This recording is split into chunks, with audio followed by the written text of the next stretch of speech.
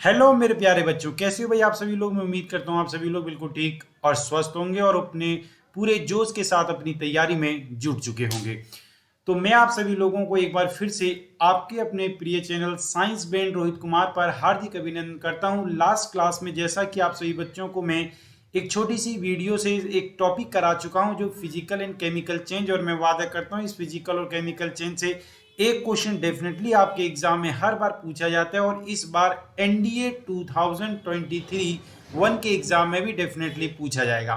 तो मैंने उससे रिलेटेड कुछ बेसिक पॉइंट आप लोगों को बताए थे। आज मैं उससे रिलेटेड कुछ एग्जाम्पल बता रहा हूं जिन एग्जाम्पल से ही आपके एग्जाम में प्रश्न बनेगा। मैं इस बात का वादा रक्त करता हूं आप लोगों से और इस बात की श्योरिटी देता हूं। ठीक है, तो चलिए भाई, फिजिकल और केमिकल चेंज के कुछ एग्जाम्पल मैं आप लोगों को समझा रहा हूं। ध्यान से देखो, फिजिकल चेंज जिसे हम बोलते हैं हिंदी में भौतिक परिवर्तन। ये भौतिक परिवर्तन क्या होता है, तो इसके लिए आपको लास्ट क्लास में एक वीडियो मैंने आप लोगों को समझाई थी। उस वीडियो को सही तरीके से देख लेना, तो याद रखना आप बड़ी आसानी से पहचान पाओगे कि ऐसे कौन से चेंजेज होते हैं जिन्हें हम फिजिकल चेंज कहेंगे, या ऐसे कौन से चेंजेज होते हैं जिसे हम केमिकल चेंज कहेंगे। उस वीडियो को जरूर देखना। यदि वो वीडियो नहीं देखी है तो प्लीज उस वीडियो को जा करके देखें, तब इस क्वेश्चनों को आप अटेंड करें। देखना चुटकियों में ही ये सारे प्रश्न आपके हो जाएंगे। तो सबसे पहला क्वेश्चन कह रहा है क्रशिंग अ केन। ये कहता है कि किसी यदि रॉड, यदि किसी आयरन की कैन, लोहे के डब्बे को यदि हम दबाते हैं, उसको क्रश करते हैं, पिचकाते हैं, तो बताओ वो क्या एक केमिकल चेंज है, फिजिकल चेंज। तो बोलना सर ये एक प्रकार का फिजिकल चेंज है। क्यों? क्योंकि फिजिकल चेंज एक ऐसा चेंज होता है जिसमें कोई नया सब्सटेंस नहीं बनता। और आपको पता है कि किसी लोहे के डब्बे को आप दबा रहे हो तो उसमें कोई नया पदार्थ नहीं बनता, उसका शेप और साइज केवल चेंज हो जाता है। तो ऑप्शन हमारा ए जो है यहाँ पर फिजिकल चेंज। सेकंड है melting of the ice cube. ये कहता है कि यदि किसी भी बर्फ के टुकड़े को पिघलाया जा रहा है तो वो फिजिकल चेंज है, केमिकल चेंज है। तो यहाँ पर स्टेट में चेंजेज आ रहा है, इसका मतलब this is also a physical change. ये भी एक प्रकार का भौतिक परिवर्तन है। Boiling water. अब मैंने बताया था कि वाटर का बॉइलिंग पॉइंट हो या वाटर का मेल्टिंग पॉइंट हो, तो ये सारे के सारे कभी भी नए केमिकल की फॉर्मेशन नहीं करते, इसलिए ये भी कैसा चेंज है, फिजिकल चेंज है। अगला है मिक्सिंग सैंड एंड वाटर। ये कहता है कि यदि बालू में पानी को मिला दें तो उनको मिलाने से ये कैसा चेंज आता है, फिजिकल या केमिकल चेंज। बिल्कुल मैं कहूंगा ये फिजिकल चेंज है, क्योंकि मैंने आपको बोला था एक छोटी सी बात, फिजिकल चेंज वो चेंज होता है जिसको रिवर्सिबल, जिसको वापिस उस ओरिजिनल स्टेट में ला सके जैसा वो पहले था। तो क्या सैंड और वाटर को हम एक दूसरे से सेपरेट नहीं कर सकते? बिल्कुल कर सकते हैं। एक प्रोसेस होता है जिसको हम कहते हैं छन्नी विधि, आपने पढ़ा होगा। या हम क्या करते हैं, किसी फिल्टर के माध्यम से उन दोनों को सेपरेट कर लेते हैं। नेक्स्ट है ब्रेकिंग ऑफ ग्लास। किसी कांच के टूटने का परिवर्तन ये कैसा भौतिक है या फिर रासायनिक है? तो मैं फिर से कहूंगा this is a physical change, क्योंकि कांच के टूटने से याद रखना किसी भी नए पदार्थ का निर्माण नहीं हुआ है। तो फिजिकल चेंज ऐसे चेंज होंगे जिसको हम रिवर्सिबल कर सकते हैं। Reversible change is also called physical change. दूसरा, no new substance is form. इसमें कोई नया पदार्थ नहीं बनता।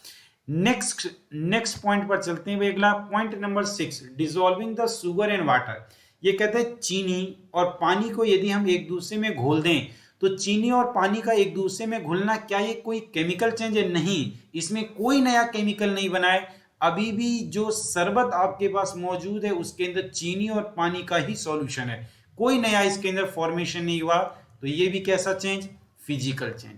अगला है श्रेडिंग ऑफ पेपर। ये कहता है कि किसी भी पेपर को यदि हम श्रेड कर रहे हैं, श्रेड का मतलब उसको दबा रहे हैं। जैसे आपने देखा होगा कि किसी पेपर को आप किसी भी रोड पर जाते हो और कोई आप लोगों को कोई एडवर्टीजमेंट का पेपर देता है तो आप उसको लेते हो और उसका हेलीकॉप्टर बना करके उड़ा देते हो, या फिर आप हाथ से लेते हो और उसको मचोड़ देते हो, और उसको मचोड़ने के बाद उसे आप क्या करते हो, फेंक देते हो। तो वो जो श्रेडिंग हुआ आपने, उससे उस पेपर के शेप और साइज में चेंज आया है, ना कि किसी नए पदार्थ के अंदर बदलाव आया है।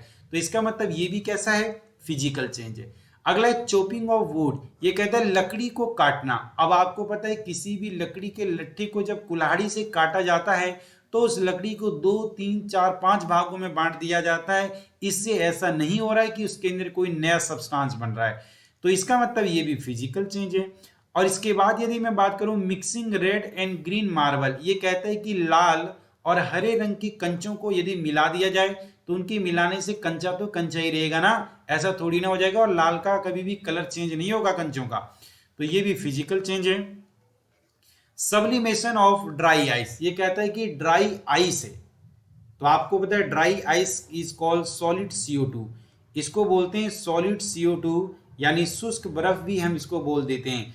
तो यदि मैं कहता हूं कि सब्लिमेशन ऑफ ड्राई आइस को सब्लिमेट किया जाता है, मतलब जब उसको गर्म किया जाता है तो वो सॉलिड से किस में बदल जाता है, डायरेक्ट गैसेज स्टेट में बदल जाता है, बट रहता तो CO2 ही है ना, सॉलिड स्टेट में भी CO2 बचा है और गैसेज स्टेट में भी CO2 बचा है। इसका मतलब किसी भी नए सब्सटेंस की फॉर्मेशन नहीं हो रही है। तो ये मैंने जो 10 आप लोगों को एग्जाम्पल बताई है, 10 की 10 is the example of the physical change, रासायनिक परिवर्तन है, सॉरी फिजिकल चेंज भौतिक परिवर्तन है। अब चलते हैं नेक्स्ट, हम केमिकल चेंजेस की कुछ एग्जाम्पल को समझने के लिए रासायनिक परिवर्तन। तो मैं आपको बता दूं रासायनिक परिवर्तन वो परिवर्तन होते हैं जिसके अंदर हमेशा एक नए पदार्थ का निर्माण होता है, हमेशा न्यू सब्सटेंस इज फॉर्म। याद रखना कभी भी यदि कोई केमिकल चेंज हो रहा है तो उस केमिकल चेंज के अंदर हमेशा एक नए पदार्थ का निर्माण होता है, उसमें एक नया केमिकल बनता है, ये बात आपको याद रखना है। तो सबसे पहला burning of paper and log of would, ये कहता है कि यदि किसी पेपर को जलाया जाता है और किसी लकड़ी के लट्ठे को जलाया जाता है तो क्या वो केमिकल चेंज है? बिल्कुल जी हाँ। यदि आप किसी भी चीज को जला रहे हो तो तब तक वो चीज नहीं जल सकती जब तक उसके साथ ऑक्सीजन ना मिले। तो आपको पता है कि ऑक्सीजन यदि किसी सब्सटेंस के साथ मिक्स हो रहा है तो वो एक नया केमिकल बन रहा है। तो एक बात आपको याद रख लेना है, किसी भी सब्सटेंस का बनना, किसी भी चीज का जलना, वो एक प्रकार का केमिकल चेंज होता है कि तब तक वो जल नहीं सकता जब तक उसमें ऑक्सीजन नामक केमिकल ऐड ना हो। अगला है डाइजेशन ऑफ फूड, तो आपके भोजन का पचना, आपको पता है कि आपके भोजन को पचाने में कई प्रकार के केमिकल अपना रोल प्ले करते हैं।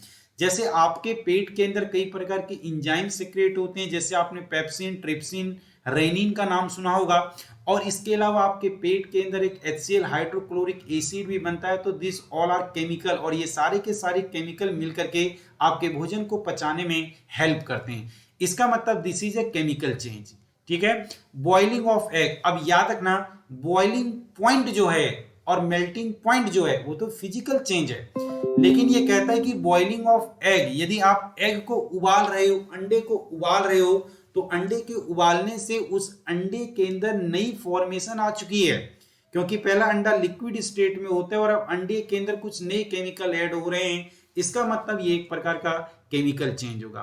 केमिकल बैटरी यूजेज, अब आपने घरों में जो बैटरियां यूज करते हो, चाहे घड़ियों की सेल हो चाहे इन्वर्टर की बैटरी हो, उस बैटरी के अंदर जो केमिकल भरा है उसी केमिकल से हम यूज करते हैं किसके अंदर, याद रखना तो इलेक्ट्रिकल एनर्जी में। एक बात और मैं कहना चाहूंगा, यदि आप किसी भी एनर्जी को चेंज कर रहे हो, किसको, एनर्जी को चेंज कर रहे हो, तो एनर्जी का चेंज जो होता है वो एक प्रकार का केमिकल चेंज होता है, एक प्रकार का रासायनिक परिवर्तन होता है।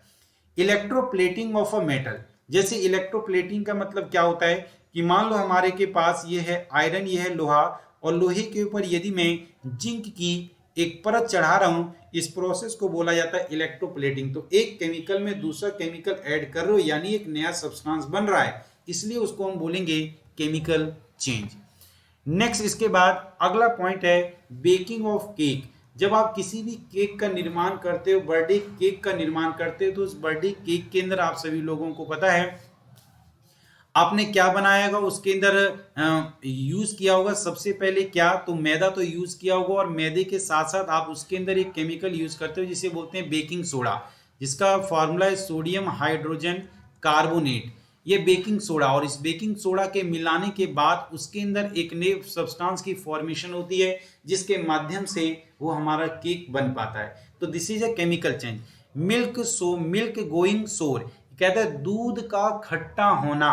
अब याद रखना ये आपके एनडीए के एग्जाम का पूछा गया क्वेश्चन है कि दूध का खट्टा होना कैसा चेंज है। तो अब जब दूध है और दूध वो खट्टा हो गया तो उसमें एक नया केमिकल आ गया, लैक्टोबैसिलस नामक बैक्टीरिया, उसके टेस्ट के अंदर चेंज आ गया, इसलिए एक प्रकार का केमिकल चेंज रासायनिक परिवर्तन है।